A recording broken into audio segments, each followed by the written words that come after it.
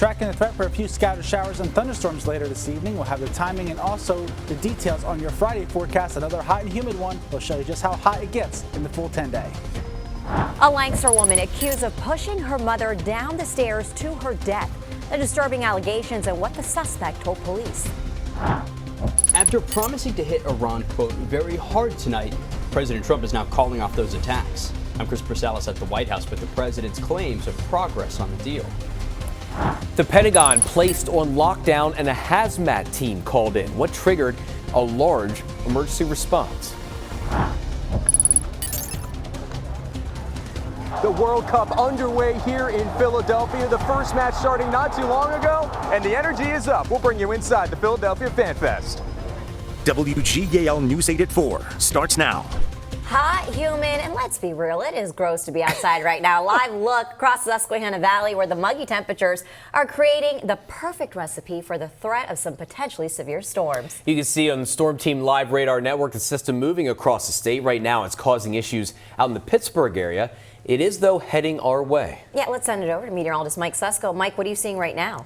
Well, guys, right now it's just hot and humid across parts of the Susquehanna Valley here. The temperature is in white. The red is the heat index. So it's hot and humid, making it feel like we are in over 100 degrees in some cases, including in Harrisburg, Carlisle, Lancaster, as well as Lebanon. 99, the current feels like temperature in York, feels like 105 in Gettysburg there for Adams County. So Storm Team Live Radar Network, it's quiet right now. There's a few specks there trying to pop up in Lebanon County, but right now it is quiet. However, you see that line of severe thunderstorm warnings in western Pennsylvania. We will need to watch that as we go later into the evening. Right now, believe it or not, it's kind of maybe a little bit of an oxymoron, but it's too hot for storms. So what's happening is the air above us is just too warm and clouds can't form into thunderstorms. But later on this evening, we expect that little bit of a cluster of storms out to the west to move in. So that will move in after 5 o'clock and continue until about 11 o'clock. We still need to watch for gusty winds overnight tonight, or this evening,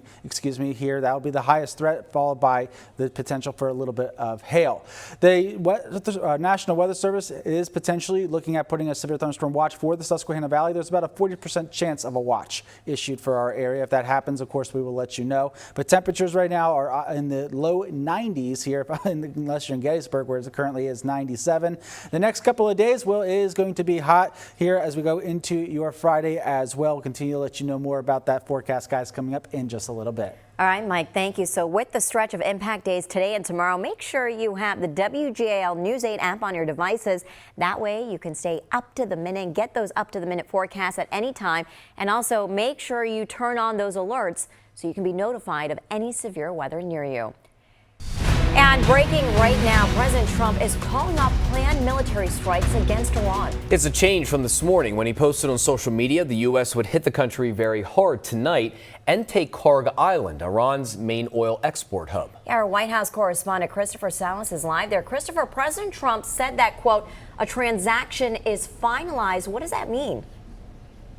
That's exactly right, Jerry Thasmin. In fact, the president right now is speaking with reporters in the Oval Office here at the White House behind me, and he told them that this deal is done. Essentially, all they're waiting is to sign the agreement, and he said when that happens, the Strait of Hormuz will reopen, and that's got to be music to many Americans' ears, as that will allow oil to get out of the Strait of Hormuz and hopefully put some downward pressure on gas prices. The president also talked about other details in this agreement. Take a listen. We have a deal that Iran will never have a nuclear weapon, which was the whole purpose of what we had to go through to get this. So it was a very big thing. Yeah, here's what the president put on social media when he made this announcement. He said, quote, based on the fact that discussions with the Islamic Republic of Iran have been brought to the highest level of Iranian leadership and approved, I have canceled the scheduled strikes and bombings against Iran this evening. Now, the president also said final points have been approved in concept and detail by all parties, including the U.S., Iran, Israel, and other American allies in the region, have been agreed to. But the U.S. blockade and the Strait of Hormuz are going to remain closed until the transaction is finalized. This is a complete reversal of what the president was threatening just hours ago, to strike Iran for a third straight night and to take control of the country's main oil hub. That is Karg Island.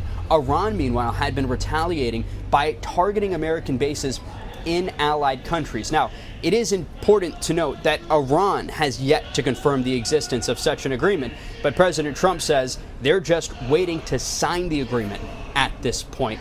I'll send it back to you now. So, Christopher, give us an idea. What could a possible deal to end the war include?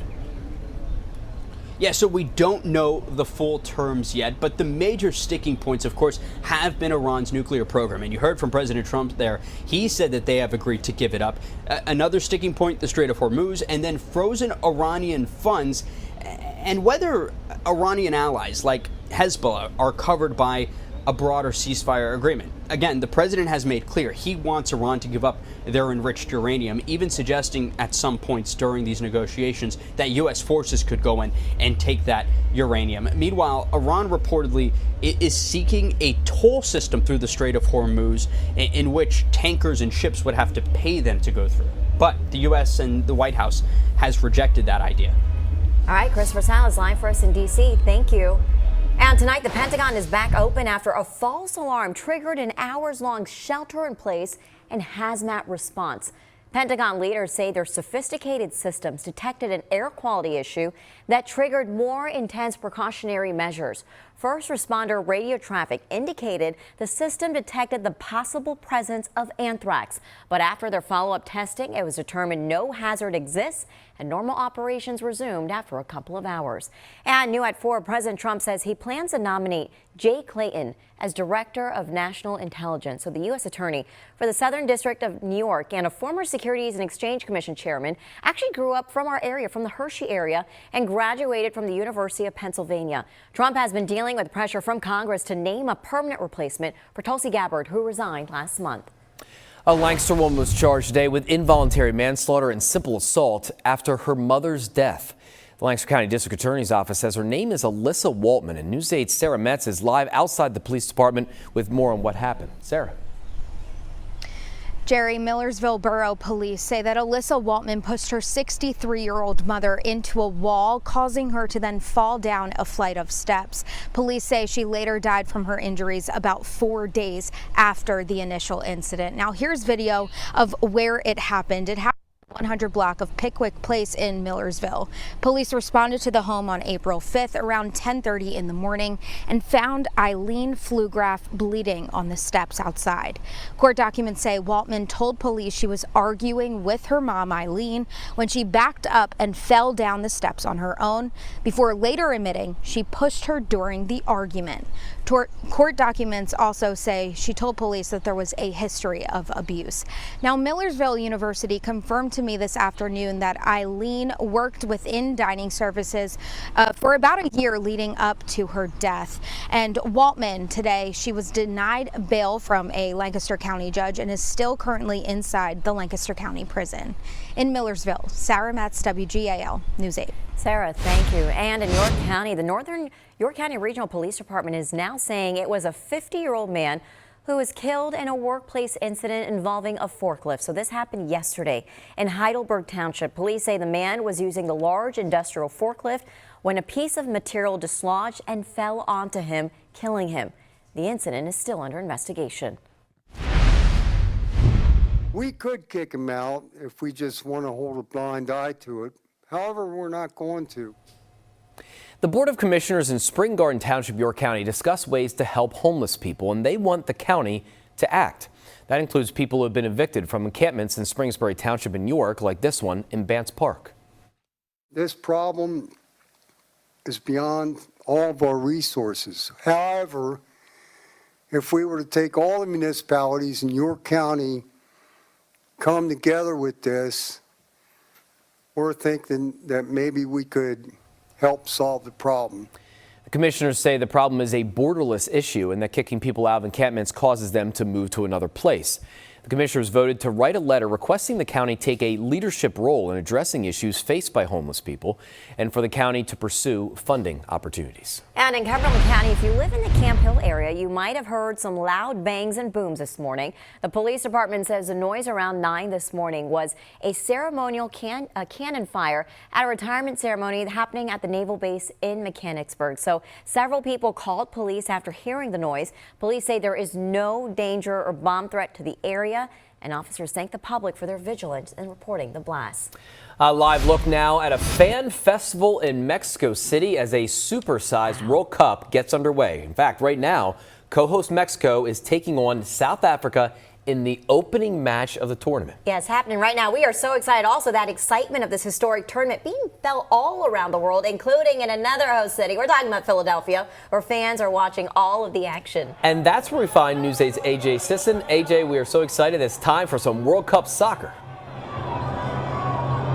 And Jerry, thus mean you're coming to me at a perfect time. Halftime is about to end in that first match between Mexico and South Africa. And some of the fans for Mexico, a lot of Mexican fans here rooting on their team, here supporting as well, coming back out onto this field here to watch the game. And this Philly Fan Fest, it's open now with capacity with more than 15,000 people.